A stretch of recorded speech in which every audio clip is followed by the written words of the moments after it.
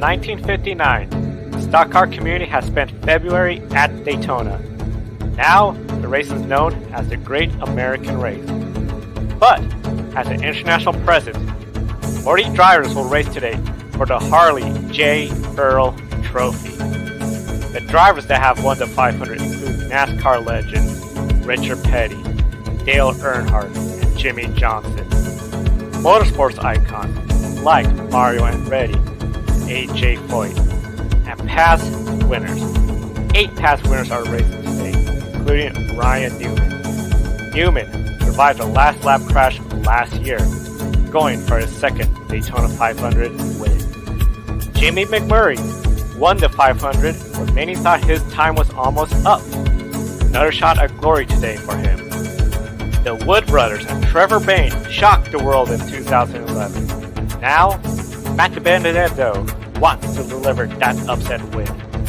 And Kurt Busch beat and banged his way to win the Daytona 500. Denny Hamlin is the iconic number 11. Hamlin looking to be the first driver to win 3 Daytona 500s in a row. He, along with a vast group of Toyotas, are allies and foes today.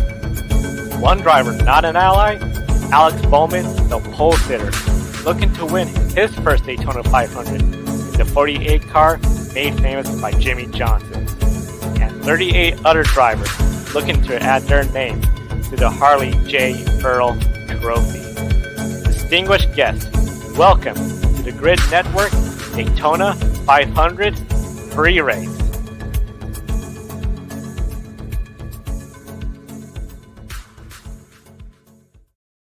Hello everyone, welcome to the Daytona 500 Pre-Race Show. Very excited to greet you. Very few motorsports events grab the attention of sports fans around the world like this event, and definitely it's very excited to have you join us. I'm Joe San Diego.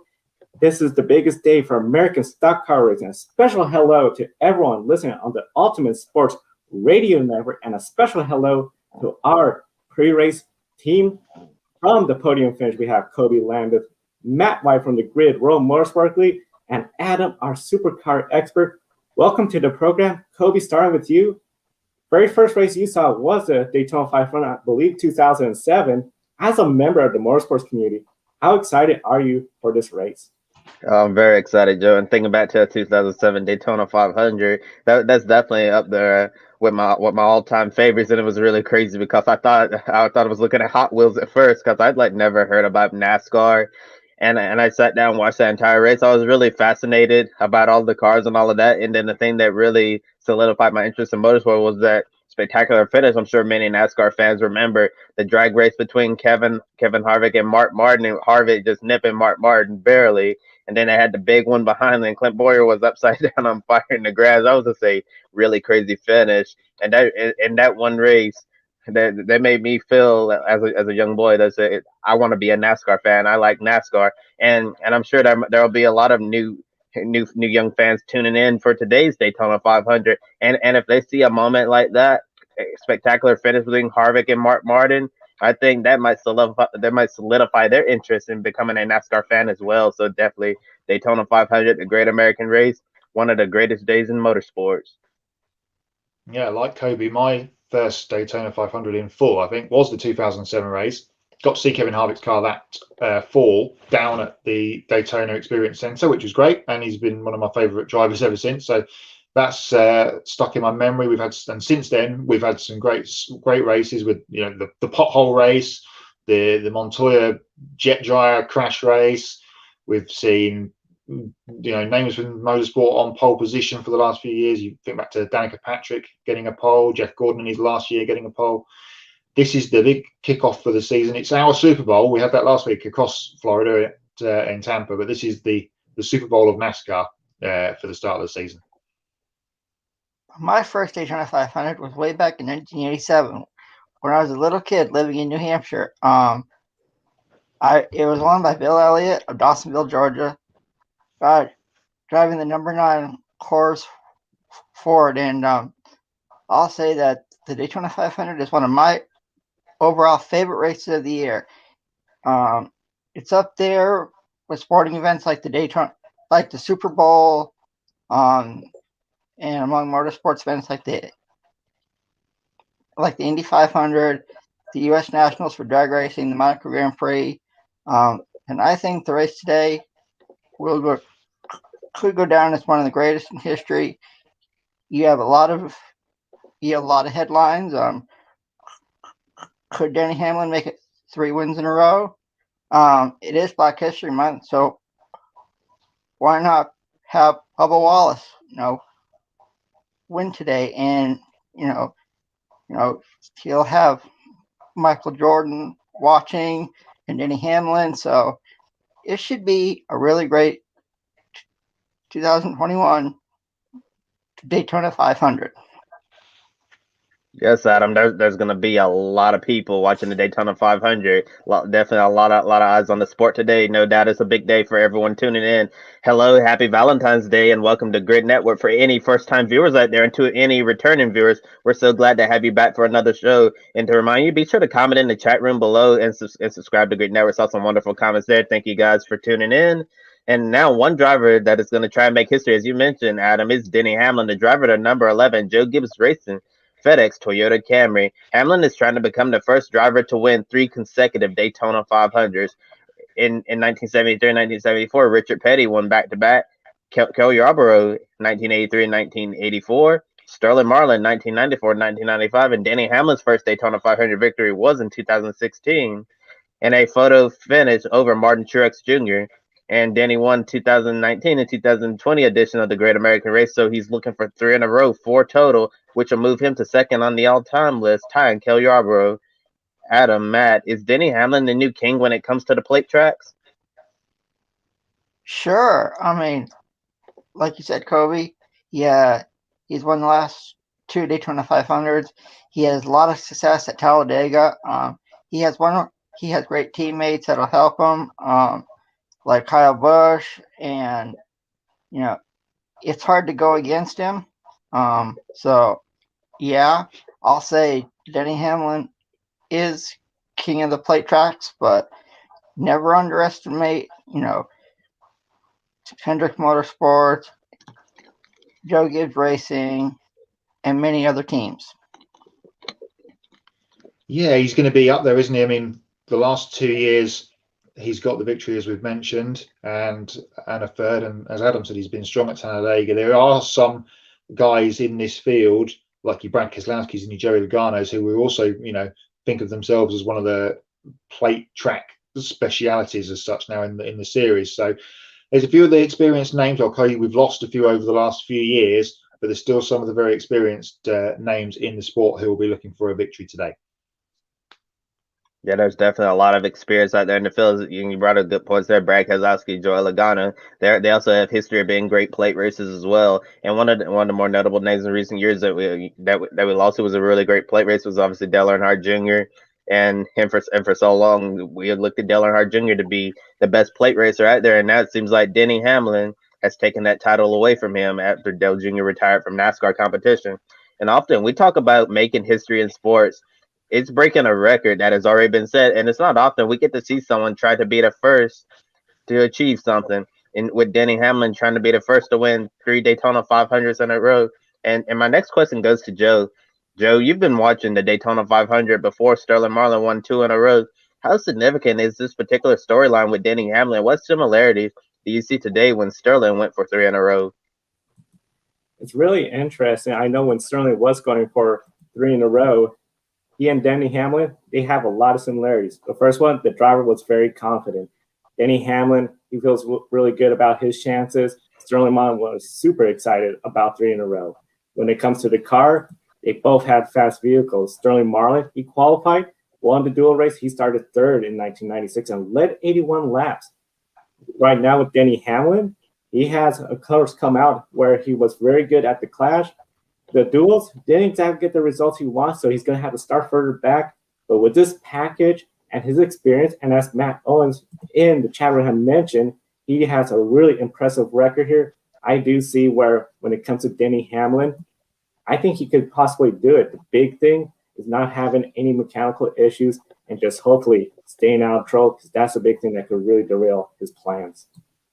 Yeah, Sterling Marlin, of course, was on for 3 in a row before mechanical trouble stopped him. And it led to Dale Jarrett winning his second Daytona 500 with a brand new team at the time, Robert Yates Racing, the 88 team. We've got 5 new teams competing today in their first Daytona 500. And of course, the most talked about team all winter has been the 2311 Racing team, driven by Bubba Wallace, a new team with Toyota, co-owned by the current champion of this race, Denny Hamlin, and of course, Michael Jordan. Kobe, Adam, what are the chances of Bubba Wallace and 2311 pulling off a great upset win today?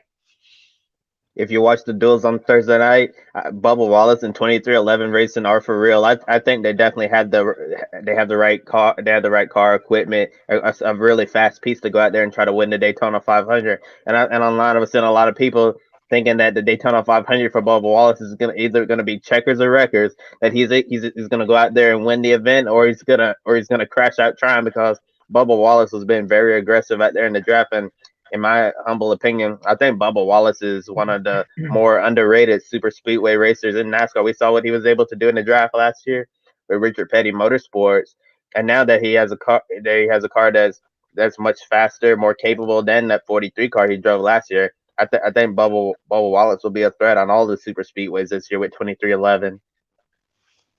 I like Bubba Wallace's chances to win the Daytona 500 today.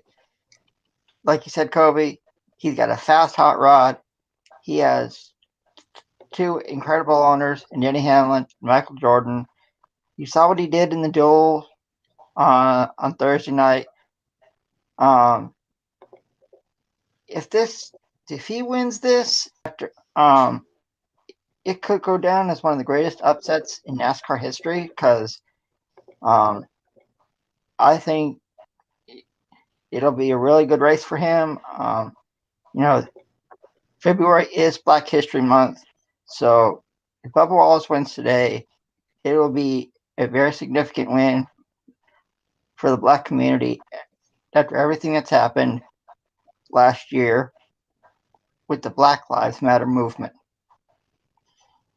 Yeah, absolutely. With everything that went down in 2020, all the stuff that happened at Talladega and around that, you'd have to say that if he can pull off something special today and grab the victory, I envisaged, and I said when October, November, whenever this news broke, you can already see him being pushed to the win by Denny Hamlin to take the crown. That would be something very, very special. It would be his first career Cup Series win, of course. He finished second here in this race before a couple of years ago, when he was then bumping and boring his way to second place with his now team owner, Denny Hamlin. Qualifying, he was the fastest Toyota. He topped the practice before the qualifying session as well, the group practice. Joe Gibbs have looked very strong all week. Ty Dillon had a solid race in the Jules on Thursday night and had quite a half decent run in the Xfinity race yesterday, but he was just inches short of advancing to the 500. Gaunt Brothers lost their chance as well. They failed to qualify through the Jules. What strategy did Toyota have, guys, for this race, especially since they are outnumbered by Chevy and Ford? Well, one of the things with Toyota in the past at those restrictor plate races, they've looked at working with another manufacturer, usually Chevrolet, sometimes Ford, come in at the same time. But this year, and especially I think with the stage lengths, we're going to see likely a green flag pit stop. I could anticipate them, they're going to use their speed as an advantage to try to pull away from everyone, pit on their own, have a single file line, and try to maintain that front spot. Although Toyota hasn't really been a threat in qualifying for the Great American Race, it seems like they put a great emphasis on the race itself. And I think more so than Chevrolet and Ford, teamwork is going to be the most important thing for Toyota. You're going to need those 4 JGR cars in 2311. They're going to have to work together this entire race. And if they have the top 5 spots in the draft, they can control this race completely. I remember the Super Speedway race a couple of years ago. I believe it was those 4 Stewart-Haas cars. Nobody could do nothing with them. They absolutely dominated that plate race at Talladega, and with JGR in 2311, I think if they work together like that and stay out front, own the top 5, they can go out there and control what happens in this race. And if they're able to avoid trouble, the big one, and all of that, when it's come down to, like, say 3 laps to go and they're in the top 5, they could settle it among themselves. Yeah, nothing much more to add from me. You just have to look at the history of the race. Denny Hamlin's won the last 2. Toyota's won the last 2 as well. And speaking of Toyota drivers, Bubba Wallace is one of 3 drivers racing for brand new teams. BJ McLeod is with the number 78 Live Fast Motorsports that he co-owns with former driver Matt Tiff. Daniel Suarez with Trackhouse, the number 99, co-owned by driver Justin Marks. And Grammy Award winner Pitbull. Yes, wow. I still can't believe that Pitbull is a co-owner in NASCAR, and also Michael Jordan as well. If you told me last year at this point that Michael Jordan and Pitbull and if those two were going to be a major part of the sport moving forward, I would have honestly laughed at you, to be honest. It's just really crazy to think about that. We also have drivers moving to organizations that have been around for a while. Eric Jones replacing Bubba Wallace at Richard Petty Motorsports. Ross Chastain finally getting a big call to move up to Chip Ganassi Racing, number 42. Kyle Larson's back in NASCAR with Hendrick Motorsports in the iconic number 5. And Christopher Bell, after Levine Family Racing shut down, replacing Eric Jones in the number 20 at Joe Gibbs Racing. Gentlemen, besides Bubba Wallace, who has the best opportunity to find some success later today? Well, I've already gone with my bets. I always do a little bet on the Daytona 500. I did it last weekend before all the qualifying and duels and everything had happened, and I went with Bubba because I think it's just going to be a fairy tale.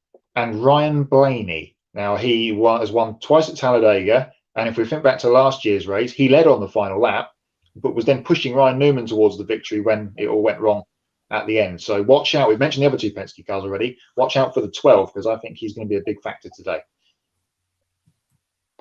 Well, if you, I'll say those are really good picks, Matt. I'll go with Bubba Wallace as well.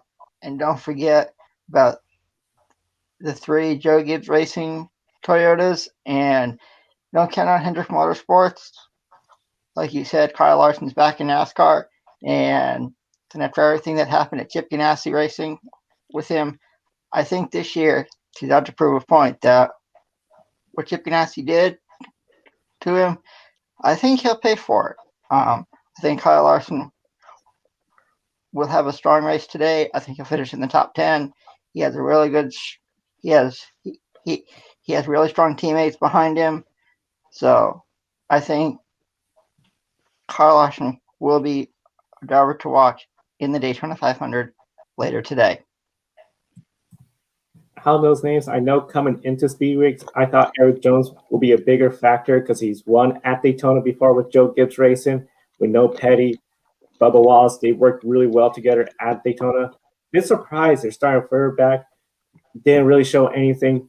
But as you mentioned, Kyle Larson, if they could get that setup going, he has a good car. I think he could be a potential factor. But Christopher Bell, easily, especially what we saw him do at the duels, I think he has a really good shot at this race.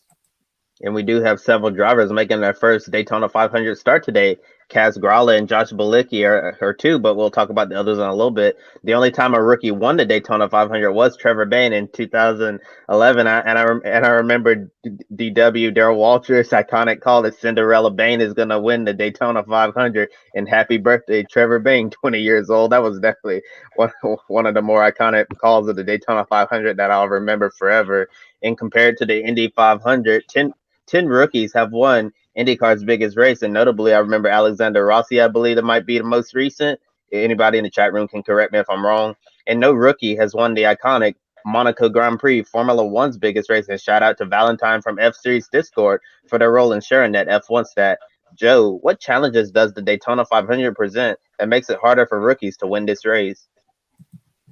One of the big challenges, of course, with the super speedways and any aero package is the drafting and the pack racing. No matter what racing experience, short tracks, whether it's paved, dirt, karting, road course races, there's nothing like what you experienced at Daytona and Talladega. Of course, by the time you're in the 500, usually you've done Xfinities, trucks, ARCA, you gain some experience. But even as Austin Cindric has pointed out, when you're a rookie there and you have those rookie stripes, they're not going to draft with you. Trevor Bayne, he was able to earn Jeff Gordon's trust going into the Daytona 500. That really helped him as a pusher. And of course, that was during the tandem racing era. So there's a lot of challenges that you don't have in other racing series that you do have at these races. And Daytona 500, the biggest race of them all, they're not going to risk their race with a rookie. Now, as I mentioned, Austin Cindric being one of the rookies, I got the opportunity to ask him the question, out of the 3 veteran teammates that he has, all of them won at Daytona or Talladega. If he goes to any particular one for advice, here's what he had to say. Yeah, I mean, I think each guy has different strengths. You know, I think the best thing I can do is observe and learn from myself. You know, that's one thing I've learned since I started the NASCAR stuff. You know, I probably reached out to Joey and Brad and Ryan on a weekly basis when I started truck racing, just given either who was available, who was taking my phone calls, or you know, who I thought would be able to give me the best advice. So I feel like the more I've spent time in NASCAR, I've had to learn for myself and use those experiences for myself. So the more you can learn off other drivers and you have more access to that data in the Cup Series and you can make more conclusions by yourself, I think the more it gives someone who puts in the work an advantage. So I just drown myself in that and try to drink from a fire hydrant and learn something and apply it, and obviously not make the same mistakes afterwards. And one quick follow-up, you mentioned you raced with Chase Briscoe in the Xfinity Series when you're both out on the track for the 500. Is he somebody you feel comfortable with working together since you're both in Ford, you're both in this race first time together? Yeah, absolutely. You know, the funny thing is it's awesome that we both get to make our first Cup Series start together, racing the Daytona 500. You know, he and I talked about that last year when we were here IMSA racing, how cool it would be to move up together, run the 500 together. Obviously, we were able to develop a great relationship on the speedways and understand each other's strengths and weaknesses. And he and I have obviously developed a great friendship, whether that's through being teammates at Ford, to being, you know, around each other, racing against each other, competitors, whatever it may be. So that's pretty special for the two of us. And he's obviously got a really great opportunity this year for a full-time ride. And quietly rooting for him, and definitely cool to be able to do it together. Thank you, and best of luck. Thanks. And another first-time starter, Austin Cindric, mentioned is Chase Briscoe. He took over the number 14 Ford Mustang at Stewart-Haas Racing after Clint Boyer retired to join the Fox Sports booth with Jeff Gordon and Mike Joy. Briscoe starting 30th, Anthony Alfredo 36, but Fast Pasta is gonna be going to the rear at the start. Both of them are in fourth, and joining them in the rear, Martin Truex Jr., Eric Jones, Brad Keselowski, Kaz Grala, William Byron losing the front row starting position, Cole Custer, and Ross Chastain. Let's take a break from looking at the drivers in the Daytona 500 field and let's look at the Daytona 500 as a race. It is the big challenge of the season. The Speedway opened in 1959 after, of course, the iconic races just a couple of kilometers away on the beach.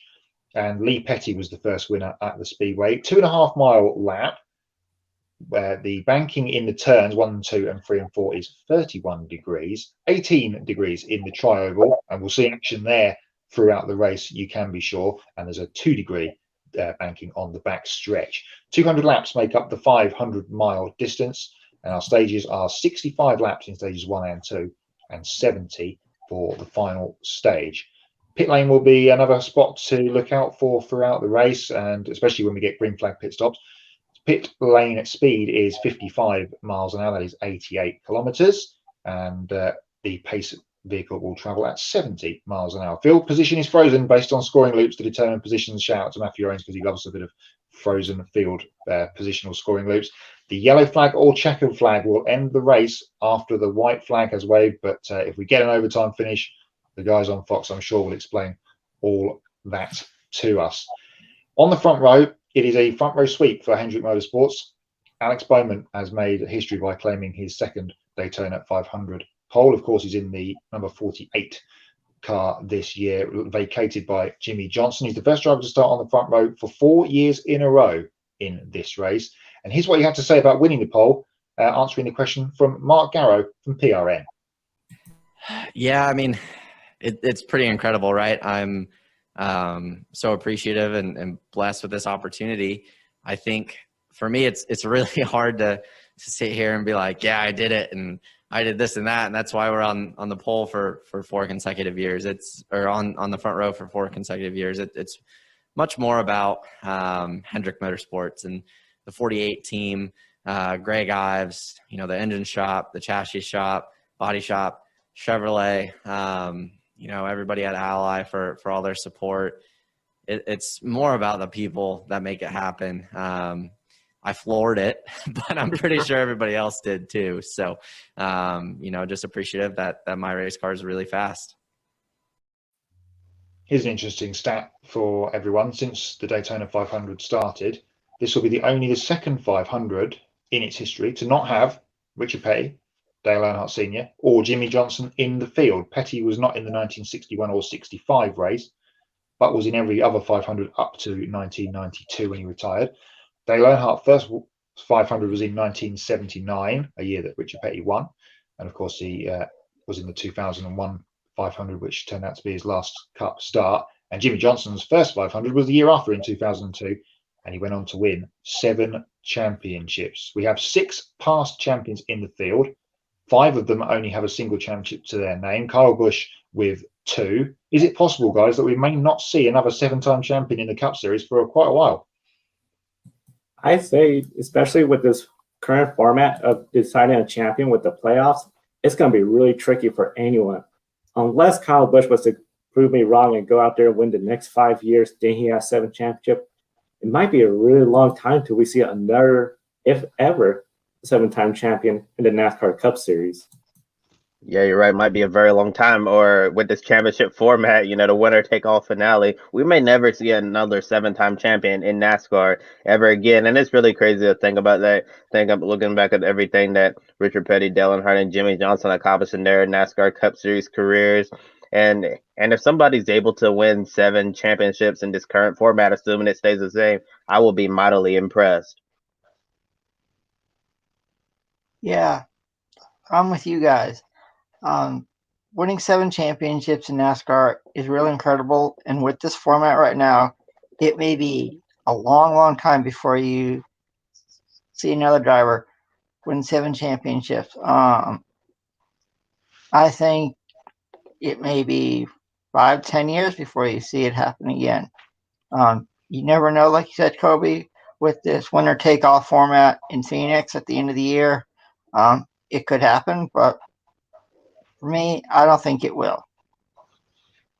7 seems to be a bit of a sticking point for people, doesn't it? We've the guys we've mentioned, Petty, Earnhardt, Johnson on 7, Lewis Hamilton on 7, Jamie Winkup's on 7 down in Australia. So 7 does seem to be the glass ceiling for people in championship land. And as we say, it's going to be a while before we see another one go, well, apart from Kyle Busch, go past 3 championships, let alone get to 7. Talking of those former champions, they've got cars in the field that bear some resemblance to them. Of course, Richard Petty's 43 car is in the field. Eric Jones starts 31st in his first ride with the King. The free car, of course, made famous by Dale Earnhardt and Richard Childress Racing. And Richard's grandson, Austin, starts 4th, former winner of this race, of course. And the Hendrick Motorsports car, Jimmy Johnson, as we've mentioned before, is on the pole position. And of course, with the 48 car running here at the Speedway a couple of weeks ago in the Rolex 24. Only Austin Dillon in 2018 has won the 500 in one of those numbers.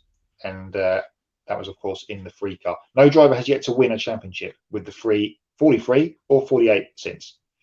And speaking of 7 championships, 4 days from now is February 18th. On February 18th, 2001, the Daytona 500, we tragically lost Dale Earnhardt on the final lap. Today, as is going on right now, can't wait to watch it later on after the Daytona 500. ESPN broadcasted a E60 special, including an interview with Dale Earnhardt Jr. Joe, you were in high school watching the Daytona 500 on that day. 20 years later, what stands out from that day and the days following? It was something else because that was a lot of excitement leading up to that Daytona 500. The first time ever Fox was going to broadcast it on Fox broadcasting stations. Of course, everything that happened in 2000 with the Winston 500 at Talladega, where we saw Dale Earnhardt come from late in, I think, 18th or so in the pack to the lead. There was so much excitement about this package, the racing. Very entertaining race. I remember that crash. I knew it was serious. Seeing the ambulance, I thought, okay, it's going slow. Maybe he has a back injury. It never crossed my mind what was going to happen. I was watching actually ESPN SportsCenter. We didn't have internet. They broke the news.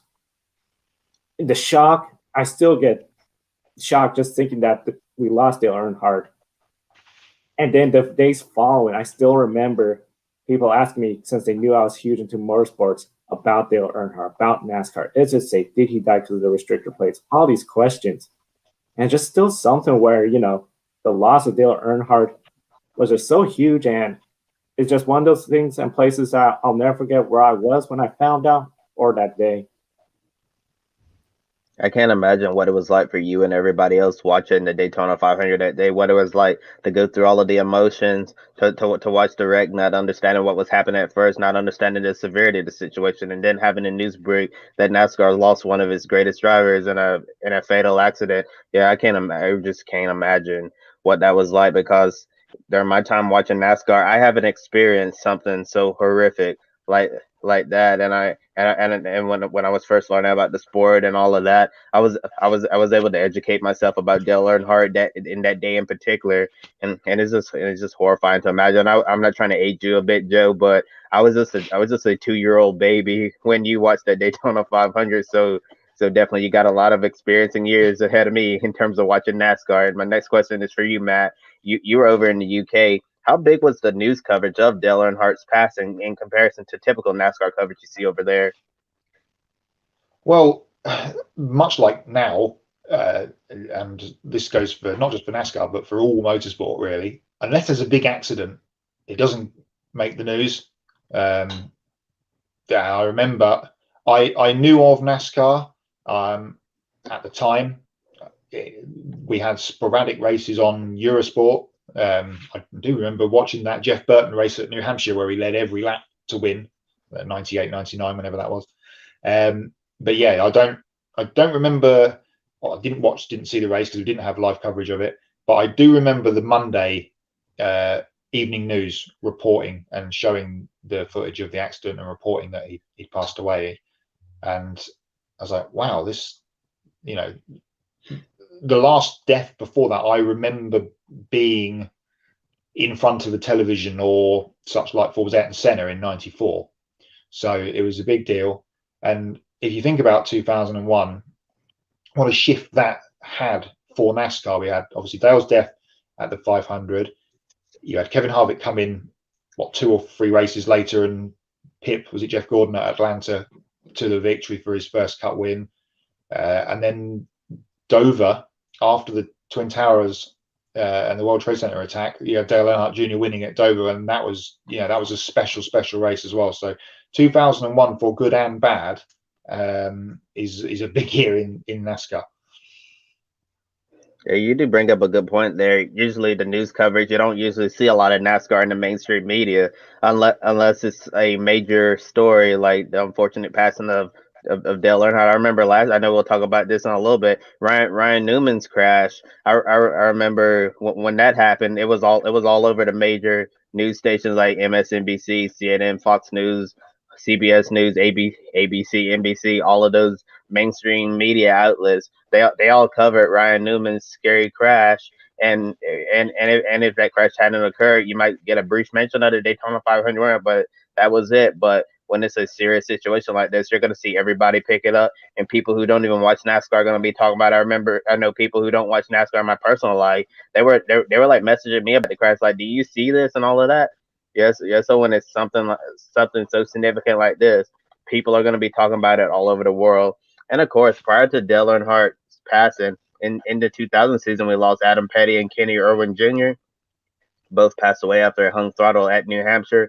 Tony Roper at Texas Motor Speedway lost him, unfortunately. When Blaze Alexander during an ARCA race in 2001 at Charlotte Motor Speedway. Since Dale's senior passed, we haven't lost a driver in the top 3 series, thank God. But we have lost drivers in other series, such as the Advanced Auto Parts Weekly Series, Whelen Modified Tour, and the NASCAR Mexico Series. As we all know, motorsport is a very dangerous sport, and we're so appreciative of all of the safety innovation that we've seen across all disciplines, especially after last year. I mentioned when Ryan Newman, he had that awful crash, and just a couple of days later, he walked out of the hospital, leaving everybody stunned with their jaws dropped straight to the floor. Flashing back to last year's Daytona 500, what went through your mind right after Ryan Newman's awful wreck? Well, I was part of the sun because, of course, last year, don't forget, we had the rain out on Sunday. I was part of the Sunday broadcast team for USRN, and our good friends Matthew Owens and Seth Eves will have the call over there this afternoon for the Great Race. But didn't make the Monday broadcast because it was so late. And I woke up to the literally half an hour after it had happened. So just into the eye of the storm, really, of the Newman accident, and what a scary, scary crash it was. So thankful that he was able to get out of it unharmed. Okay, he missed a good handful of races, but otherwise he was fine. Going back a few years and what we've just been talking about, even, I don't know, 10 years ago, that may have been a very different story indeed. Yeah, I'll say this. You're talking about the death of Dale Earnhardt Sr. I can remember where I was. It was really tragic for me. I remember that race like the back of my hand. It's a race that I'll never forget in my motorsports history. Since that time, we've had a lot of safety innovations in NASCAR regarding the safer barriers, in which I believe they were made at the University of Nebraska, and I think because of the safer barriers, we have saved a lot of lives in NASCAR with all the wrecks that have happened since Dale Earnhardt Sr.'s tragic accident, and I think it's really helped the sport of NASCAR and in motorsports in general. Yeah, and that's a good point you make, Adam. A lot of times in motorsports, we've seen the only way for safety to get better is that somebody unfortunately passes away from a terrible wreck. And NASCAR was on track to make safety innovations over the years, but I think Dale Earnhardt Sr.'s death really sped things up significantly to make sure that something like that never happened again. And when I saw Ryan Newman's crash on the final lap of the Daytona 500 last year, I honestly feared the worst. I felt sick to my stomach. And when looking at my Twitter timeline, a lot of other people felt the same way, both fans and industry people alike, absolutely sick and horrified of what could potentially happen. It was just that sick feeling in your stomach where it seems like something's not right and something has gone terribly wrong. But luckily, Ryan Newman was able to pull through, and he's going to be in the field today, coming back to Daytona 500, and Newman is trying to win his second Daytona 500 today. And this week, NASCAR President Steve Phelps highlighted the excitement around the 2021 NASCAR season. There's a lot of anticipation about this potentially being, as we know it, we've seen in the promos, the best season ever. A lot of positive momentum after the 2020 season, which was marred by the global pandemic. One topic that came up was about the charter system, especially after the duels controversy of Ty Dillon finishing well up in the duels, but missing the Daytona 500 after Ryan Preece passed him at the very last moment. Bob Pockers from Fox Sports asked Steve Phelps about the charter system and the non-competitive teams, and here is what Phelps had to say. Yeah, that's an interesting question, Bob. We want to make sure that everyone is bringing a competitive race car to the racetracks. That is something that we are very keen on having. If you're not competing, this isn't the right series for you. You should be competing in a different series. So there are some things that we are undertaking to try to make sure that if there are folks out there who want to compete and want to buy a charter, that they have the ability to do that. We have to make sure that we are putting out the best field that we can. Obviously, someone needs to finish 40th, right? But we need to make sure that the ones that are finishing 40th don't continue to be the same cars that are finishing 40th. So we will look to see what measures that we can put in place. We've got some things that we have started to look at to make sure that people are bringing competitive cars and they're running to the best of their ability. And an interesting point, looking at last season's owners' points, Gaunt Brothers Raceway Daniel Suarez last year scored 365 points. And unfortunately, they missed the Daytona 500 last year and this year as well. And last year, they did attempt every race, though. Suarez was 31st in the points, 2 18th place finishes, 9 top 25 finishes, 20 finishes between 26th and 29th, and 6 finishes between 30th and 34th. So definitely not a good year for Suarez and the Gaunt brothers, but compared to the number 15 premium motorsports car, which eventually got into Rick Ware Racing Stable. Rick Ware was 33rd and 35th, and on this one new Aspire Motorsports, Starcom Racing, all charter holders all scored less points than Suarez, under 300. Charter teams are held to a minimum performance standard. If a charter team finishes in the bottom three of the owner standings among all 36 charter teams for 3 consecutive years, NASCAR has a right to take away their charter. But obviously, as we've seen, the teams have found a loophole with this rule. Do you think NASCAR should make changes? I do believe NASCAR should look into making changes, especially what we're seeing at the Daytona Duels this year. Just as not a Ty Dillon, 6th place. Traditionally, it was the top 15 we'll get in from the duels. See them miss it. And then we have teams that are just barely making it by. It really brings questions about, is this charter system working? Of course, it does bring value to the team, so it does make it where a team doesn't have a risk of selling everything for pennies when they could have that additional value of having the charter locking them in every race. I think NASCAR should look into something where it's like, if you score less than 300 points a season, we could revoke your charter. In case you're wondering, if you were to finish 28th for every single NASCAR Cup Series race, you'll have over 300 points. If you were to finish 29th in every single race, you'll be a little under that 300-point threshold. But that just makes it where if you're having good races, like what we saw Suarez did, he had some good races here and there, a lot of races, he still got over that 300-point, something where instead of every 3 years, annually, NASCAR could evaluate and say, okay, we need to question if you're really worthy of a spot in the highest level of Cup Series racing. Yeah, that's true. I mean, we've seen, we've gone away from the start and park spells of Cup races. We still see it a little bit in Xfinity and in Truck, but in the Cup Series, with the last few years, we really haven't seen too much in the way of start and park. So that has helped. The Ty Dillon example, I think it's just a little bit of he was unfortunate that he got pipped at the end, and maybe if he'd been in the second duel, he might have made it through slightly easier. It was good to see on Thursday, actually, that we had so many more cars trying to get into this race than we have seen over the last few years. So that was good. It meant Thursday meant something a bit more again, and we had something else to focus on. It did take Fox the whole time after the first duel to confirm that Priest was in. They were already in the pit lane after the race before they confirmed that that happened, which I thought was quite funny. But yeah, it's an interesting thing. I think it will be interesting to see what they do next season when we get the new car, because everyone starts from zero again.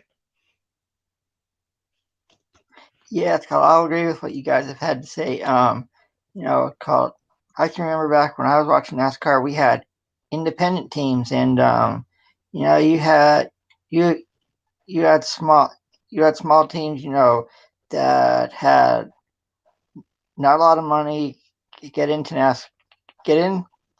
the races, and I like the charter system. I think it's good for the sport, and I think it will help. The smaller funded teams, that are trying to compete in NASCAR each and every week, and next year we'll all start from square one again. So I think I like the charter system, and I hope it continues for many years to come. Yeah.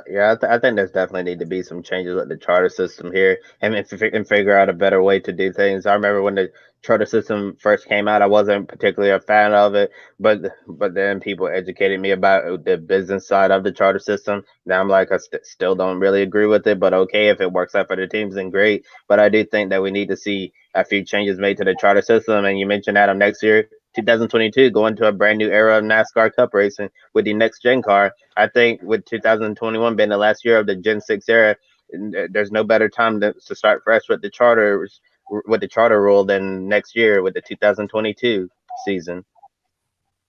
2022 season is going to be really exciting. Of course, another really exciting thing that happened on Thursday, the Blue Greens duel ran late into early Friday morning due to rain. Eric Almirola, he went on and won that first race, leading 58 laps, perfectly executing green flag pit stops to not lose the lead. Eric is really confident this year. And some interesting fact, 10th year with Smithfield, driving the number 10 car.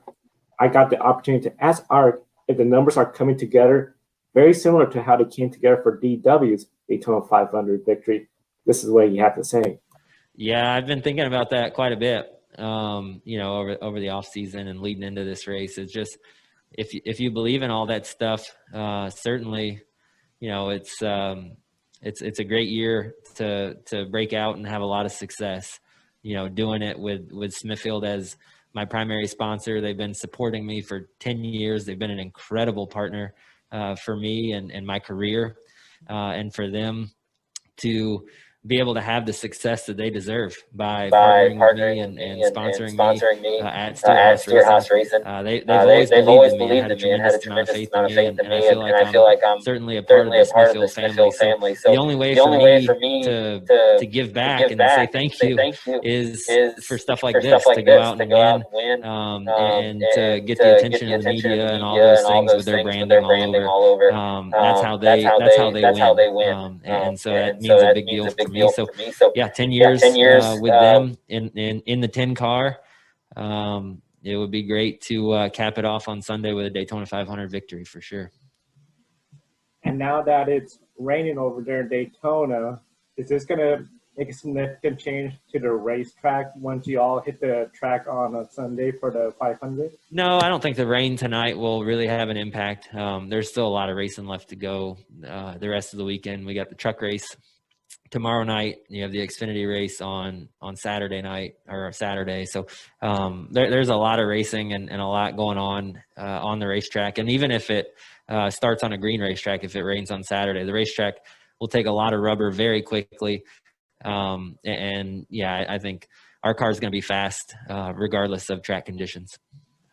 Thank you, and best of luck. Thank you. All right. Now, if he wants to be a big contender, he has to deal with, of course, Austin Dillon, the 2018 winner, who also won his dual race, spun Eric Almirola for the win, coming towards turn 3. Both called it a racing deal, block on the final lap. Both of them said they moved on. My question to everyone, and including everyone in the chat room, we want to hear from you. At the end, between these two, could we see extra aggression between Austin Dillon and Eric Almirola? If it comes down to those two again at the end today, I'll be quite surprised. But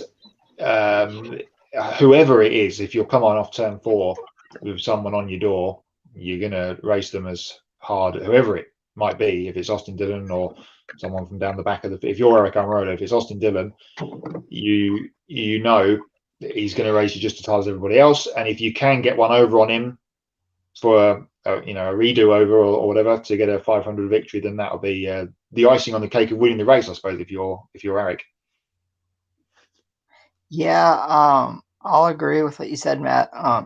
If it comes down to Austin Dillon and Eric Almirola for the 500 today, it could be go for broke, all hands on deck. It's the last lap. Everybody's going to be battling for the win, and what we see,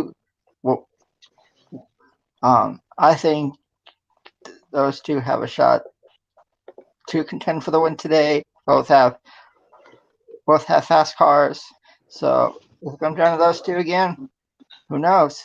I mean, you got a lot of teams battling for the Daytona 500 win today. And not just Austin Dillon and Eric Almirola. I think we're going to see a lot of aggression at the end in general, because you have to be aggressive to win this race, especially with this super speedway package, which I believe is the best that we've had in recent memory. I don't know about the best of all time, because yeah, on all of that, but the runs are so big with this package that you need to make sure on the last lap that you're not too far out in front, or the cars behind you, they're definitely going to get that big run, and you're going to have to block it, and blocking is going to be really hard. We saw what happened to Ryan Newman last year trying to block with the runs in this package, and there's definitely going to be potential to have a big crash on the last lap coming to Daytona 500, because you have to be extremely aggressive to win the Great American Race. You bring up a lot of good points. If it was role reverse, Eric Almirola and Austin Dillon was leading, for Eric Almirola, it doesn't matter who it was. If it was Austin Dillon a Stewart-Haas teammate. If he wants that Daytona 500 win, he wants to deliver that big win for his sponsors. It's very rare you see a sponsor sticking around for 10 years with a driver. So definitely, I think he definitely wants to deliver a big result. Now, Austin Dillon, of course, is very confident about his chances of winning this year. We're on the verge of 20 years since we lost Dale Earnhardt on February 18th. Last driver to win the 500 that wasn't named Denny Hamlin was, of course, Austin Dillon. And overall, the Chevrolets, they're looking pretty good in the dual races, in the packs. Everyone is capable of leading. We saw Hendrick Chevrolet. We saw Austin Dillon towards the front. However, at practice, this is where Toyota showed their strength. They were the fastest in both sessions. Out of the top three from each session, only Brad Keselowski and his Ford made the top three and won the session. Everybody else were Toyotas, and that includes Bubba Wallace as well. If it comes down to green flag pit stops, and we see organized pit stops by the manufacturers, does Toyota have the advantage with their speed? I don't know if Toyota necessarily would have an advantage over Chevrolet and Ford in those aspects, but I do think that they need to make sure that they have a clean green flag pit stop run. I remember yesterday in the NASCAR Xfinity Series race, later on in the race, they were trying to make green flag pit stops and ended up having a big crash. I think Michael Annett was taken out in that, and a bunch of others. So with green flag pit stop, there's definitely a chance that you're gonna get wiped out and wrecked. I remember a few years ago in the Daytona 500, they were trying to come pit, and Jimmy Johnson and Tyler Reddick and the Rick Ware racing cars were involved in the incident trying to get onto pit road. So I don't think it's necessarily specific to one manufacturer, but that's something we need to watch out for later today. Yeah, Toyota has some really good cars in the 500, and it could come down to JGR or 2311 Racing. They've all been faster, and they're in Daytona. And I think in order to win, you may have to find a way to beat all four cars in the race today. All four are fast. All four have really great drivers in those cars, and it should be a really good race. Yeah, I don't think they necessarily. Well, I don't think anyone's got an advantage or a disadvantage, really. One thing I would say was against Toyota, if we see these manufacturer-based pit stops, is they've got less cars, so getting back up to speed in the draft may be a problem for them, which will then lose them space in the pack. But let's be honest, it makes no difference because we're all going to be sat here in a few hours' time looking at a green, white checker finish anyway. There, it's a very good point. Very true. We could be looking at a green, white checker flag coming, and definitely we want to acknowledge one of our viewers who said it could be anyone spinning anybody. It was in the last lap, referring to that extra aggression. So definitely thank all our viewers and fans for participating in the chat room. We'd love to answer any questions if you have them in the chat room as well. Now, of course, when it comes to the racing, we have already talked about the dual winners. What happens with the Toyota teams if they have an advantage, especially with the speeds. If we see green flag pit stops, that could really help them stay in front before the stage lengths. But of course, the green and white checker flag could toss everything up. Two drivers we got to talk about. The two past champions of the Cup Series. Kyle Busch, the 2019 and two-time series champion in his Joe Gibbs Toyota, and Chase Elliott and his Rick Hendrick Motorsports Chevrolet. Interesting stat about both drivers. Kyle Busch has one new teammate with Christopher Bell. Chase Elliott has one new teammate with Kyle Larson. Both of them have a teammate that have won at Daytona. Of course, Joe Gibbs Racing has Denny Hamlin, who won the Daytona 500 already 3 times in his career, looking for 3 in a row. Hendrick Motorsports, out their current driver lineup, William Byron. He won the race to end the regular season at Daytona. Between Joe Gibbs Racing and Hendrick Motorsports, which team will work better together? And do you see a potential winner of the Daytona 500 in one of these two teams? I sure do. I think it'll be Hendrick Motorsports has always had success down in Daytona. think back to when Jeff Gordon started his career with the organization. He won it was called the 2125s back in 1993. He's won 3 Daytona 500s. Jimmy Johnson has won the Daytona 500. You've had people within the organization like Darrell Waltrip winning the race back in 1989. And today, Chase Elliott has a fast hot rod, and he has a really good shot to win the Great American Race later on today. Don't disagree with you, Adam, but if you look at the two teams, Hendrick is a young team. Chase is obviously the champion. They've got Byron and Bowman on the front row, both young guys. Kyle Larson, as Joe mentioned, new into the squad, so there needs to be some gelling time there. On the other side, the JGR side of the coin, you've got 3 veterans, Kyle Busch, Martin Truex, and Denny Hamlin. Okay, Busch and Truex have had their run-ins in the past. They've got Christopher Bell in there as their new teammate, but he's shown some speed and some nous on these super speedway tracks in the last few years in Cup and in the Xfinity Series. So of the two, I would have to pick JGR as the better prepared, if that's the word. I don't really know if that's the right word. That better, more experience definitely is on their side of the coin on that one. Interesting pick, Matt, with JGR and looking at yesterday's NASCAR Xfinity Series race. I'm sure the Cup teams for JGR, they're going to hope that the teamwork is going to work a lot better than what happened in the Xfinity race yesterday when Ty Dillon went up the middle and made contact with Daniel Hamrick and then those JGR Xfinity cars crashed out. So definitely they're going to be looking forward to a better day today in the draft with the Cup program, better than the Xfinity program yesterday. And speaking of Xfinity, the Xfinity Series kicked off the year yesterday with the beef. It's what for dinner? 300. And for all the viewers out there wondering, I did not have any beef for dinner. And the winner of the race had a cooler full of beef waiting for them. Austin Cindric started on the pole due to rain canceling qualifying. The first 3 cautions were for single car spins. No lucky dogs. Brandon Jones took stage 1, which was the 4th caution. Jones' luck took a turn for the worse when he spun into the wet tri-oval and back onto the track, collecting 3 others. Brandon Jones, unfortunately, had to retire from the race. He got hit by Cody Ware, and I believe Alex LeBay was involved in that as well. Then green flag went out, and 10 laps later, exiting turn 4, some were planning green flag pit stop. And as I mentioned earlier, Michael Annett got hit from behind and collected several other cars, including Noah Gragson, slowing to enter in pit road. Hard contact from behind Noah Annett, many others also done for the night. Brett Moffitt took the stage 2 victory, setting up for a 3rd and final stage.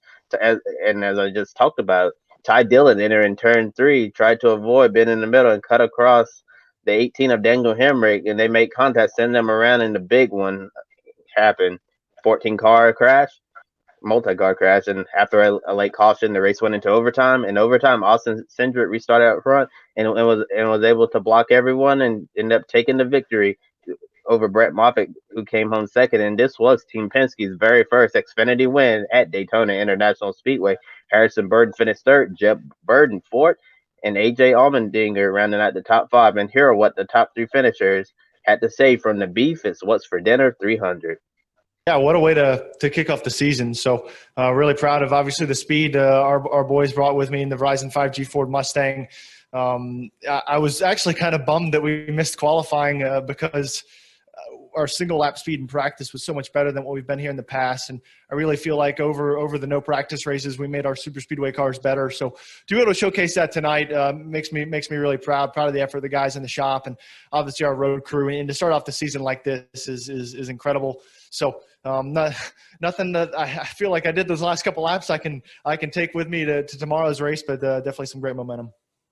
Yeah, the biggest thing was the car count was down so low by then that it you're really dependent on who was behind you and if it was a strong pusher or not, because you knew they weren't going to have much help. So it really kind of made the 2 lines stall. I was able to get the 22 out front, and then he was kind of blocking and whatnot. Or I didn't get the 22 out front, but the 22 got out front, and he was kind of blocking and got the 20 questioning himself, I guess, and we were able to get outside. And I was hoping to have a run at the 22 there coming to the finish, but kind of stalled out, and I was just pushing him further ahead. But all in all, a really good day for us.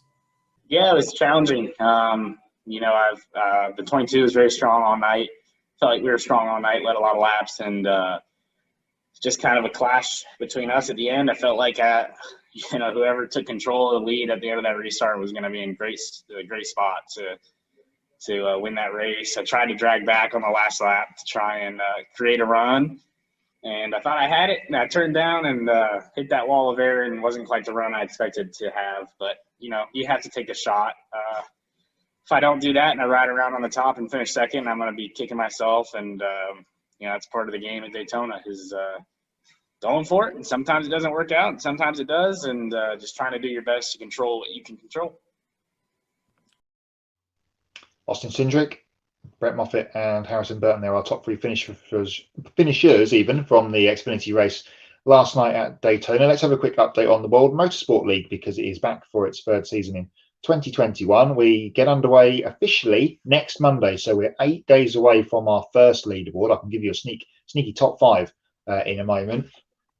You've seen us on Twitter, and as it says right there, I'll get my finger in the right place, at Grid WML is where you need to look for us. So we start next week. All the NASCAR races are part of the scoring. It takes up kind of most of the bulk of our scoring with trucks, Xfinity, and the Cup race. We've also had start the WRC season, 2 races at IMSA because the pole qualifying race counted for us, and we've had 2 Asian Le Mans Series races this weekend. It's one of our newest scoring championships, both races. 2 4-hour races at Dubai this weekend, and they've got 2 4-hour races at Yas Marina, the Abu Dhabi circuit we see for Formula One. That is next weekend. The Daytona 500 today will be the 8th race to count in the World Motorsport League of 2021. It came down to the very last race of scoring last year, where Lewis Hamilton's 3rd place in the Abu Dhabi Grand Prix wasn't enough for him to take the victory. Phil Hansen, the European Le Mans Series champion and Le Mans winner in LMP2, won by 0.02 points. Something ridiculous, but yeah, it came all the way down to the last race. Here's a quick look at the top 5 as we stand right now in a sort of preliminary pre-season-y way. Dwight Merriman is 5th on 10 points. Ben Keating, who was the only person to get to 3 races early in the piece. It's 3 races before you qualify across all the championships that score. He's 4th. He's on 10.33. Ferdinand Hausberg, who's won twice this weekend out in Dubai in the G Drive LMP2 car in the Asian Le Mans Series. He's 3rd on 10.75. Kyle Tilley is 2nd on 11.33. And leading the way by quite some margin already is Wayne Boyd. He's on at 19.67. 17 people have officially entered scoring after 3 starts. And as I've already mentioned, we'll have our first top 10 of the season officially next Monday on the 22nd. So don't miss that on Twitter. And throughout the season, after a week off last week with no races, Performer of the Weekend resumes on Tuesday with our standout driver or rider from the weekend just gone. They're posted on Tuesday. And on Wednesday, Race Rewind resumes. And this week, we're going to Monaco, but not for a Grand Prix. I'll leave that with you to ponder what that could be. Yeah, thank you for that update, Matt. And be sure to follow the Grid World Motorsport League on Twitter at grid_WML. And now back to the Daytona 500. This race has seen a fair share of surprise winners. Derek Cope, the 1990 champion, he's running in his final Daytona 500 today. Rick Ware Racing. Sterling Marlin's first 2 career wins was the 1994 and 1995 Daytona 500. Trevor Bayne, the last driver won the Daytona 500, was his first career win. And some of the teams that we haven't really touched on much today are the Wood Brothers Racing, Matt DiBenedetto, Chip Ganassi Racing, Kurt Busch and Ross Chastain, Richard Petty Motorsports and Eric Jones, and the 2 JTG Daugherty racing cars of Ricky Stenhouse Jr. and Ryan Preece. Do any of these teams have a shot at winning? And if so, which drivers? I do see each of those teams having a potential shot at winning the race. I mean, Wood Brothers are strong with their Penske alliance. Chip Ganassi, I think Kurt Busch could definitely deliver another win. Richard Petty Motorsports, Eric Jones, put himself in the right spot. They haven't been showing the speed. That's going to be a little hard. But the team I'm really looking at, JTG Daugherty Racing. We know Ricky Stenhouse could win there. He is super aggressive, at times a little bit too aggressive, gets himself in a little bit of trouble. If he has a clean race, He'll be towards the front, and I wouldn't be surprised if Ryan Preece, he ran a smart dual race, got up towards the front near the end. I believe it was a few years ago, he was towards the front at the Daytona 500, was even trending on Twitter during a late red flag. I would not be surprised if one of the JTG Dodge Racing teams pull it into victory lane. Well, I'll disagree with you, Joe. For me, I think it'll be with Brothers Racing with Matt DiBenedetto. He came close a couple years ago, winning at Bristol. And it's been 10 years since Trevor Bayne won the Daytona 500, driving the iconic number 21.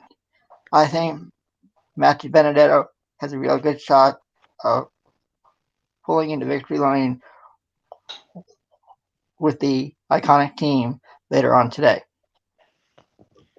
Well, I'll take Chip Ganassi then, because they have as good a shot as anyone. Kurt Busch has won this race before many years ago, and we'd love to get another one under his belt before. You know, he's not got many years left in the Cup Series as Kurt, so let's see what happens there. Their other car, of course, the 42, went through such trauma last year of all the things that went on off the track, and they've got Ross Chastain in it for the season. He was great last year in Xfinity, just didn't come up with the win, which he really deserved. If he can get a win in front of the home fans and throw Walkman down on the start-finish line at the end of the race, that would be probably the second best story to come out of this race, unless Bubba Wallace wins, of course. And now taking a look at the weather forecast today, while temperatures are expected to stay around the low to mid 70s most of the day, precipitation is a concern with 72% chance around 3 p.m. expected. You know the time for the race to begin. If lightning is within 5 miles of the speedway, a 30-minute red flag period will occur, as many call the lightning clock. Aaron Studwell, a well-respected meteorologist in the NASCAR community, says that the risk of showers and severe thunderstorms are a risk today, but the risk will drop the later we get in the day, and that's really good news for us. He's optimistic that our chances of getting the entire race in today are 75%. Joe, with steady temperatures but the threat of rain, how does this affect the setup? When it comes for setting up the cars for the Daytona 500, especially with temperatures steadily in the 70s, it's almost a delight for the crew chiefs. Yeah, they still got to get the right setup. You don't want the car too low, tire pressure is too low where you can bottom out. That'll slow you down, rough up that splitter. But the big thing, of course, as it gets cooler in the evening with the lights coming on as well, it's going to be really nice for the cars and the drivers. They just go out there, focus on racing. I know Eric Almirola even said earlier, even if they have a green track, it gets rubbered in really quickly with the package they currently have. So the big thing is just go out there, focus on winning the race. And at the end, unless we see a dramatic change, particularly when we have seen how, depending on the wind direction, that could really put headwind, tailwind on the cars. But unless there's a dramatic change like that, I don't see a whole lot of changes, and it's going to be a really ideal race conditions. And now we're just like around 2 hours until the green flag. I want to update everyone on the weather right now as of just after 1 p.m. Eastern time on the East Coast. Right now at the racetrack, sunshine and blue skies, and we can only hope that that's a good sign that we're going to get in all 200 laps, 500 miles for another Daytona 500. And today we covered the field, we covered the Great American Race, all of the major storylines that you need to follow throughout the race. Now it's time for us and everyone at home to share who they think will win the Daytona 500 with our Pick a Winner. Pick a winner. To all the viewers out there watching, type in the chat and we'd love to display your picks as well on who do you think is going to win the Daytona 500. Get on the scoreboard. So far, nobody has done it. Of course, we've only had the 24 hours of Daytona and the World Rally Championship Rally Monte Carlo round. Kobe is the defending champion of Pick a Winner. By a random draw, the order will be for today, Adam, Matt, Kobe, and then me. So, starting with you, Adam, who will win the Daytona 500? And if you don't pick Denny Hamlin, why not Denny Hamlin? Well, I guess since I've talked about him already on the show. But I'm going to go with the 2020 Cup Series champion, Chase Elliott. His dad won the Daytona 500 twice in 1985 and in 1987. He has a fast hot rod under him, and I think it will be a really great race. I'm hoping and praying that they get all the race in, and I'll give you a wild card pick. I'll go with Bubba Wallace. Wouldn't it be cool, for your first career win with a new team in the Great American Race, the Daytona 500? Well, I'm not going to pick Denny Hamlin, and I've mentioned it already because I think he's going to push Bubba Wallace to the victory. And yeah, what a story in the last 12 months it has been, and what's happened recently in the political landscape of the US for Bubba. If you haven't seen it yet, it's come out this morning, your time. Look at Toyota Racing's 3-minute video that they put out today about Bubba and change that's coming into this sport. Take a look at that on Twitter. But yeah, Bubba Wallace my pick, and Denny Hamlin's going to push him to the win. Those are some interesting picks right there, guys. I was thinking earlier in the week maybe Bubba Wallace after he had the impressive showing in the duel, and I said it's going to be checkers or records. I just don't see him getting the job done today. I do think we're going to see Bubba Wallace in 2311 racing in victory lane at some point, but I don't think today is going to be the day, and I'm not going to go with Denny Hamlin either because nobody's won 3 Daytona 500s in a row, and I do think Denny is an excellent super speedway racer, but I don't think today is going to be his day. And I'm going to go with the driver that might surprise everyone. This driver has accomplished everything in NASCAR but win the Daytona 500. He's won 2 Cup championships. He's won the Southern 500, the Coca-Cola 600, the Brickyard 400, but not the Daytona 500. And this is the one thing that's eluded him on his impressive resume. I'm going to go with the driver, the number 18 Toyota Camry, Kyle Busch. Toyotas are definitely looking really good.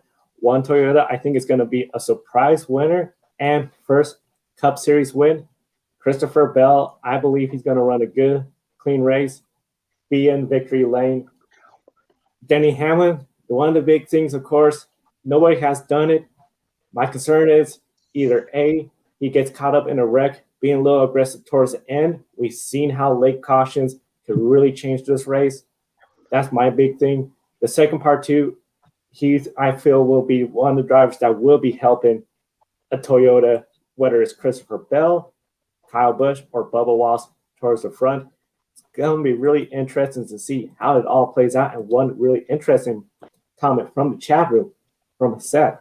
Wildcard, Cindric, fast car, and was matchful yesterday. I got to say, if I had to do a wild card, I would go with Cindric too. He has the Penske equipment, run a good spark race. He has a shot at it. Now, be sure to like and subscribe to the Grid Network right here on YouTube. Grid Live Wrap-Up will be today following the conclusion of the Daytona 500 about an hour and a half after the race. We're on Facebook, Twitter under Grid Rankin and Grid_WML. And be sure to visit our Patreon.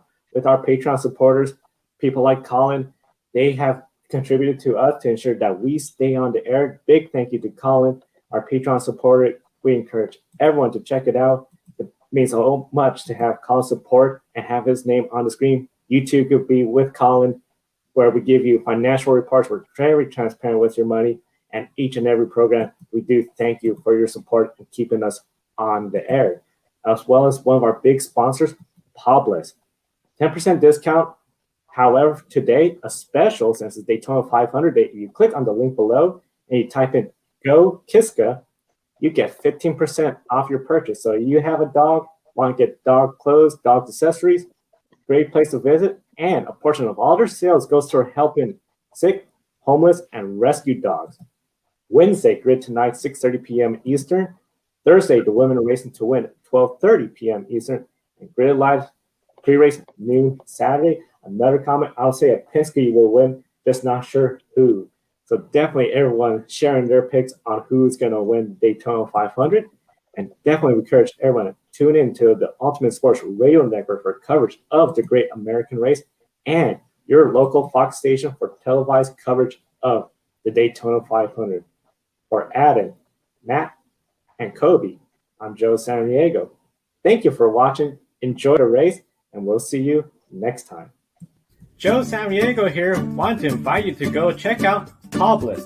Publis is a dog clothing and accessory company based in Austria. 10% of each of your purchases goes to helping dogs in need, whether it's homeless, sick, or ill dogs. This is one of the reasons why we support it. Kiska here is a rescue dog from rural Alaska and our grid office dog. We care about our furry buddies, and we know you do as well. Definitely check out Publis.com. There's a link on the video description, and by clicking on that link, you get a 10% discount on your purchase as well.